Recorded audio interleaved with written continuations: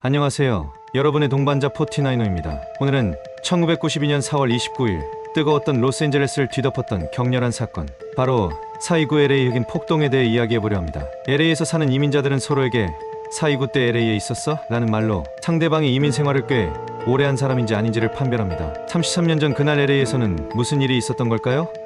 함께 알아보시죠. LA 폭동의 도화선이 된 두 가지 사건이 있었는데요. 첫 번째는 바로 로드니 킹 사건입니다. 1991년 3월 3일 흑인 운전자 로드니 킹이 과속으로 경찰에 붙잡히는 과정에서 백인 경찰관 4명에게 무자비하게 구타당하는 끔찍한 사건이 발생했습니다. 이 장면이 담긴 영상이 공개되면서 많은 이들이 충격과 분노에 휩싸였죠. 명백한 폭력에도 불구하고 1992년 4월 29일 백인 배심원단은 이 경찰관들에게 무죄 판결을 내립니다. 재판이 열린 곳은 LA에서 62km 떨어져 있어 자동차로 50분을 가야 하는 시미밸리라는 곳에서 열렸습니다. 이곳은 현재 인구도 12만 명에 불과한 소도시로 당시에는 백인 거주 비중이 압도적으로 높았어요. 이 판결은 오랫동안 억눌려왔던 흑인 사회의 분노를 들끓게 했습니다. 정확히 2주 후에 분노의 기름을 부은 사건이 일어났습니다. 1991년 3월 16일 한인 여성 편의점 주인이 15세 흑인 소녀 라타샤 알린스를 오렌지 주스를 훔치려 했다고 오인의 리볼버 권총으로 쏴 살해한 사건입니다. 법원은 이 한인 여성에게 징역형 대신 집행유예라는 가벼운 처벌을 내렸고,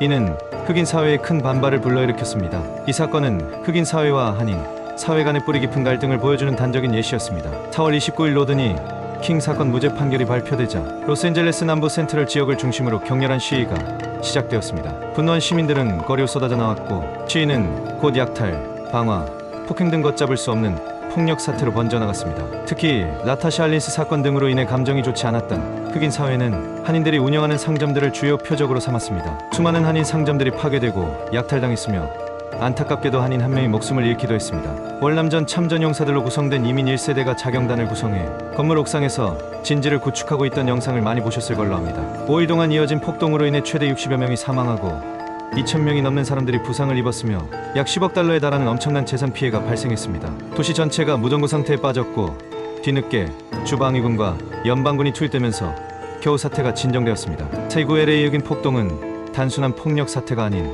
미국 사회에 깊숙이 뿌리내린 인종차별과 불평등이라는 묵직한 현실을 적나라하게 드러낸 사건입니다. 이 사건은 흑인 사회의 오랜 분노와 좌절감을 폭발시킨 것이며, 동시에 다른 인종 집단 간의 갈등과 사회적 분열의 심각성을 보여주었습니다. 폭동 이후 미국 사회는 인종 문제에 대한 논의를 더욱 활발하게 진행하게 되었고, 경찰 개혁의 필요성이 강조되기도 했어요. 또한 소수 민족 간의 연대와 정치적 참여의 중요성이 부각되기도 했습니다. 하지만 여전히 미국 사회에는 인종차별과 사회 경제적 불평등이라는 해결해야 할 과제가 남아 있습니다. 4.29 폭동은 과거의 아픈 기억이지만 동시에 더 나은 미래를 향해 나아가기 위해 우리가 결코 잊어서는 안 될 중요한 역사적 교훈입니다. LA 현지 한인 언론들은 과거에는 한인 사회에서 4.29의 의미를 기리는 행사가 LA 곳곳에서 진행됐지만 올해는 소규모 모임조차 없다며 안타깝다는 의사를 표명하고 있습니다. 과거에는 정기적으로 흑인 교회 예배, 세미나 등을 통해 교류하던 한인 교회도 이제는 그런 모습을 찾아볼 수가 없다고 하는데요. 특히 4.29 사태를 겪었던 1세대 이민자들과 목회자들이 속속 세상을 떠나거나